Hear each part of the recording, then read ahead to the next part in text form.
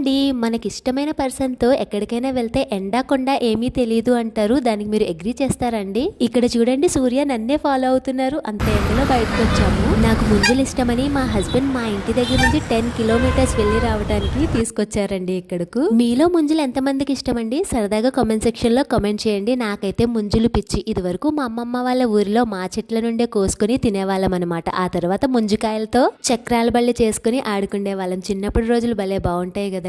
ఇక్కడైతే ముంజులు dozen 100 rupees అంటండి. ఒక్క రూపాయి కూడా తగ్గనన్నాడు. అలాగే ఒక్క ముంజు కూడా ఎక్స్ట్రా వేయలేదనమాట. ఎలాగో ఇంత దూరం వచ్చాం కదని 2 డజన్స్ తీసుకున్నాను. నాకు ముంజులు కొనడానికి మా బాబు కూడా వచ్చి నా కోసం ఎండలో వెయిట్ చేస్తున్నాడు. పాపం మా బాబు ఎందుకో తెలియదు కానీ ముంజులు టేస్టే చూడ్డు అసలు. అవి కలర్ఫుల్ గా ఉండవనో ఎందుకో మరి. ఇంకా ఇంటికి వచ్చేసాము. హ్యాండ్ వాష్ చేసేసుకొని ముంజుల పని చూడటమే. ఈ ముంజులన్నీ నేనే తినేస్తానండి. ఏదో శాంపిల్ కి మా హస్బెండ్ కి ఒక 2 ఇస్తానంతే. ప్లీజ్ సబ్స్క్రైబ్ చేసి లైక్ చేయొచ్చు కదా. జై హింద్.